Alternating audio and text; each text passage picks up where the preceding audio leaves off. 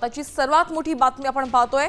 पक्षात अनावश्यक हस्तक्षेप नसेल असा थेट इशारा उपमुख्यमंत्री सुनेत्रा पवार यांनी दिलेला आहे। पक्षाची बदनामी करणाऱ्यांवर कठोर कारवाई केली जाईल असंही त्या म्हणालेल्या आहेत। तर पक्षात हस्तक्षेप नसेल, कोणाचाही अनावश्यक हस्तक्षेप नसेल असा इशारा थेट सुनेत्रा पवार यांनी दिलेला आहे। तर पक्षाची बदनामी करणाऱ्यांवर देखील कठोरात कठोर कारवाई केली जाईल असा कडक इशारा सुनेत्रा पवार यांनी दिलेला आहे।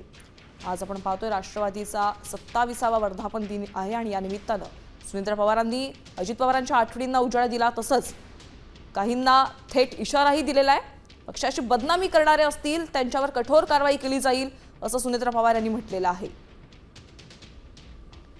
तर पक्षात ज्यांचा हस्तक्षेप नसेल त्यांच्यासाठी देखील त्यांनी एक मोठा इशारा दिलेला आहे।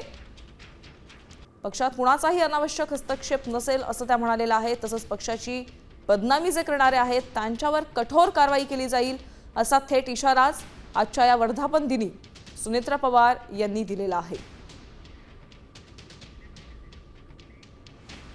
पक्षाची होणारी बदनामी होणार नाही याची जबाबदारी माझ्यासह आपल्या सर्वांचीच आहे। मला या संदर्भामध्ये कठोर भूमिका घेण्याची वेळ येणार नाही याची सर्वांनीच खबरदारी घ्यावी।